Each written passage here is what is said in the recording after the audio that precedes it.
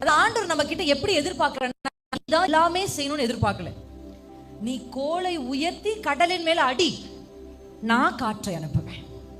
அல்லேலூயா. நீ கல்லை எடுத்து கோலியாத்தின் மேல வீசு, நான் அவனை அடிச்சு கீழே தள்ளுவேன். அல்லேலூயா.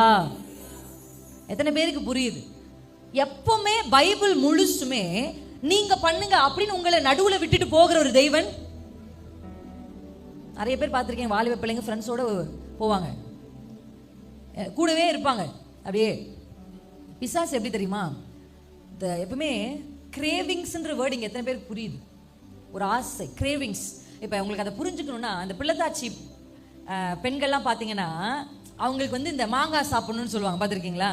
ஒரு சில பெண்களுக்கு வந்து ஒவ்வொன்று, அந்த பிள்ளை வயிற்றில் இருக்கும்போது ஒவ்வொன்று சாப்பிடணும்னு யோசிப்போம். அதுதான் ஆங்கிலத்தில் என்ன சொல்லுவாங்கன்னா கிரேவிங்ஸ் அப்படின்னு சொல்லுவாங்க. Spirit has cravings.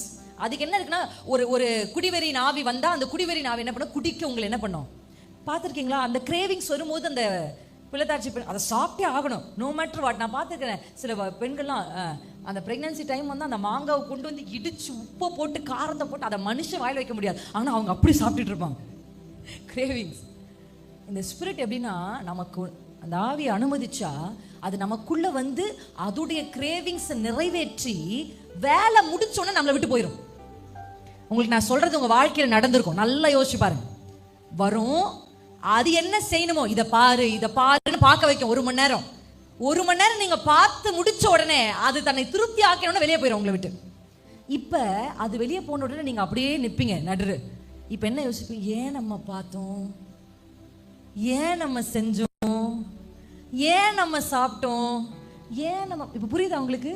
இதுதான் பிசாஸ் வந்து அவன் திட்டங்களை நிறைவேற்றி அந்த திட்டம் முடிந்தோட நம்மளை விட்டு போயிடுவான். போயிட்டு பக்கத்துல நின்னுப்பான், போயிட மாட்டான் நம்மளை விட்டு தூரம்.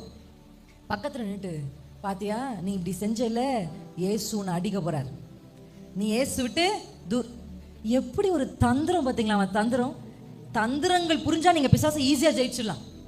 உள்ள வந்து அவன் நீ இதை பண்ண அதை பண்ணுன்னு சொல்லும்போது நீ பண்ணுவ, பண்ணி முடிச்ச உடனே என்னை விட்டுட்டு போயிடுவ.